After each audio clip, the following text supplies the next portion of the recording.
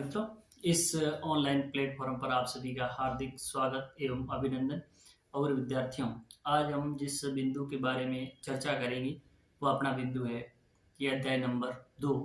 और अध्याय नंबर 2 जिसका नाम है प्रवास, और इसके अंतर्गत हम ये देखेंगे प्रवास के अंतर्गत प्रवास के प्रकार, कारण और प्रवास के परिणाम। इनसे संबंधित अपने बोर्ड परीक्षा 2023 में किस प्रकार का प्रश्न है वो इनपुट होगा, उस प्रकार की उस प्रश्न की प्रकृति के बारे में अपन अध्ययन है वो विद्यार्थियों करेंगे। और अपन ये भी देखेंगे कि ये जो प्रवास चैप्टर नंबर 2 माइग्रेशन, ये जो चैप्टर है, इस चैप्टर में से विद्यार्थियों अपने एक प्रश्न आएगा, और वह जो प्रश्न होगा विद्यार्थियों वो प्रश्न होगा लघु उत्तरीय प्रश्न। किस प्रकार का प्रश्न होगा विद्यार्थियों? उस जो प्रश्न का प्रकार है वो लघु उत्तरीय प्रश्न है विद्यार्थियों। अब अपन जानते हैं कि जो लघु उत्तरीय प्रश्न होता है विद्यार्थियों वो प्रश्न डेढ़ नंबर का होता है। तो इसका मतलब है कि ये पूरा चैप्टर प्रवास वाला माइग्रेशन है, ये जो चैप्टर है विद्यार्थियों ये अपने डेढ़ नंबर का है। और इस चैप्टर में से एक ही प्रश्न आएगा विद्यार्थियों, और वो प्रश्न होगा किस प्रकार का प्रश्न होगा? लघु उत्तरीय प्रश्न होगा। तो अपन ये बात करते हैं विद्यार्थियों कि इसमें किस प्रकार का लघु उत्तरीय प्रश्न है वो इस चैप्टर में से आ सकता है, उसके बारे में चर्चा करेंगे। और विद्यार्थियों, मैं आपसे उम्मीद और पूर्ण विश्वास करता हूँ कि ये जिन प्रश्नों के बारे में चर्चा करूंगा वो प्रश्न आपको 99% विद्यार्थियों बोर्ड परीक्षा में देखने को मिलेंगे। तो अपन चलते हैं उन प्रश्नों के बारे में चर्चा करेंगे जो प्रश्न अपना बोर्ड परीक्षा में मिलेगा, किस प्रकार का और कैसा प्रश्न होगा। वैसे के वैसे प्रश्न है विद्यार्थी मैं आपके सामने इस बोर्ड पे रखूंगा और उन प्रश्नों के बारे में चर्चा करेंगे। और इन प्रश्नों के उत्तर लिखने का जो तरीका है विद्यार्थियों वो बाद में, जैसे ही अपनी ये बुक है, इस बुक से संबंधित जितने भी सारे महत्वपूर्ण इंपॉर्टेंट प्रश्न है पूर्ण हो जाएंगे, उसके बाद इन प्रश्नों के उत्तर किस प्रकार से लिखे जाते उसके बारे में भी अपन चर्चा करेंगे। देखते हैं पहला प्रश्न किस प्रकार का हो सकता है विद्यार्थियों।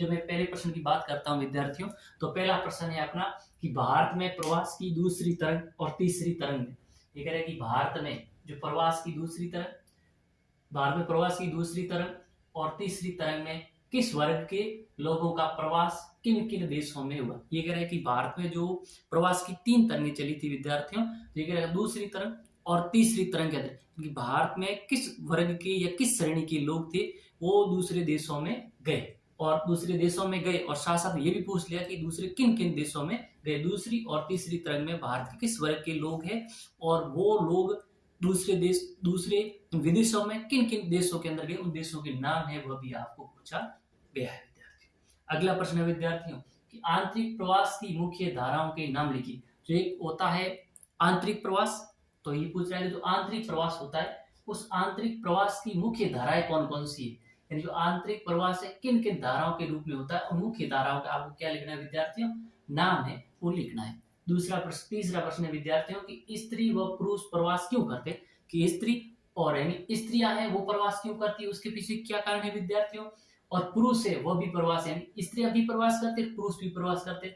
अब स्त्रियां प्रवास क्यों करती उसके कारण के बारे में अपनी जानकारी होनी चाहिए, कारण लिखना है। और पुरुष है वो प्रवास क्यों करते उसके कारण को भी अपने को लिखना है। तो एक प्रश्न तो ये विद्यार्थियों की स्त्री और पुरुष प्रवास करते हैं, अब क्यों करते हैं, इनके पीछे कारण क्या है, उन कारणों के बारे में अपने को जानकारी होनी चाहिए। और इसी अगला प्रश्न ऐड किया इसने कि 2011 की जनगणना के अनुसार, कि 2011 की जनगणना के अनुसार किन पड़ोसी देशों से सर्वाधिक आप्रवास हुआ है, यानी कि 2011 की जो जनगणना हुई, इस जनगणना के अंदर भारत में किन दूसरे देशों से लोग हैं वो सर्वाधिक मात्रा, अपने भारत के जो पड़ोसी देश है उनमें से किन देशों से सर्वाधिक मात्रा में लोग हैं भारत में आए यानी आप्रवास हुआ है, ये भी बात करनी। ये बहुत इंपॉर्टेंट क्वेश्चन है विद्यार्थियों परीक्षा की दृष्टि से।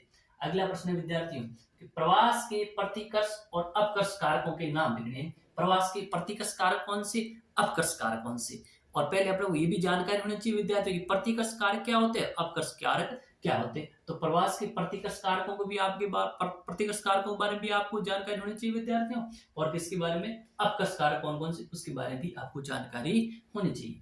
अगला प्रश्न है विद्यार्थियों कि जनसंख्या प्रवास क्यों करती है, यानी जनसंख्या है वो प्रवास क्यों करती है, जनसंख्या माइग्रेशन क्यों करती है, एक जगह स्थिर क्यों नहीं रहती, उसके पीछे रीजन क्या है, उनकी आपको 3 कारणों के बारे में बताना है कि जनसंख्या है वो प्रवास करती है। ये बात तो सही है विद्यार्थियों, पर जनसंख्या प्रवास क्यों करती है इसके पीछे क्या कारण हो सकते हैं, कोई 3 कारण है वो विद्यार्थियों आपको बताने हैं। अगला प्रश्न है विद्यार्थी, प्रवास के परिणाम लिखिए। यानी जो लोग प्रवास कर गए तो प्रवास के क्या परिणाम हो गए। अब यहाँ पर किस प्रकार का परिणाम है, सिर्फ आपको परिणाम बताना है। आर्थिक परिणाम हो सकता है, सामाजिक हो सकता है, जना की जो भी परिणाम है वो परिणाम है आपसे पूछा जाएगा विद्यार्थियों। अगला प्रश्न है विद्यार्थियों कि आर्थिक प्रवास के 3 परिणाम लिखिए। यानी आर्थिक, यहाँ सिर्फ प्रवास के परिणाम के बारे में चर्चा की थी, लेकिन यहाँ क्या करें कि आर्थिक प्रवास के परिणाम किसके पर, कौन से किस प्रकार का प्रवास हो रहा है यहाँ, यानी आर्थिक वजह से जो प्रवास होता है उसके आपको क्या लिखने, कोई 3 परिणाम है वो विद्यार्थी लिखने। ये प्रश्न परीक्षा की दृष्टि से विद्यार्थियों इंपॉर्टेंट क्वेश्चन है।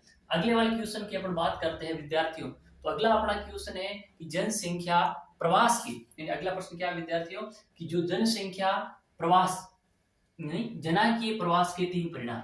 अगला किस प्रकार का, जनाकीय प्रवास के 3 परिणाम लिखने। किसके 3 परिणाम लिखने विद्यार्थियों, जनाकीय जो परिणाम है प्रवास है, उस प्रवास के 3 आपको परिणाम है वो लिखने। ये भी अच्छा क्वेश्चन है विद्यार्थियों परीक्षा की दृष्टि से।